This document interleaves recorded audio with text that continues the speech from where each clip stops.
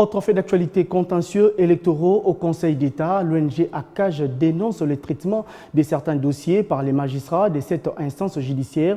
Pour Maître Georges Kapiamba, les magistrats du Conseil d'État doivent dire le droit dans les contextes de l'état des droits en RDC et non en violation des principes des droits en matière électorale. Le président de cette organisation citoyenne fait allusion au litige qui oppose deux candidats gouverneurs au poste de gouverneur dans la province de la Mongala. Le traitement de cette affaire pour lui, ne cesse de diviser les acteurs concernés.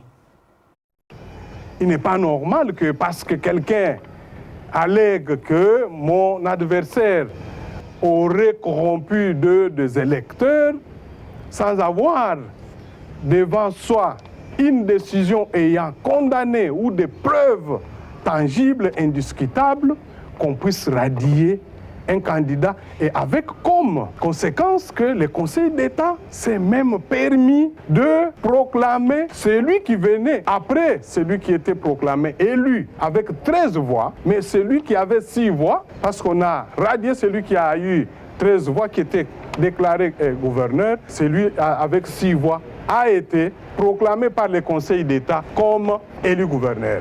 Alors que le Conseil d'État aurait dû tout simplement annuler cette élection, ordonner la reprise.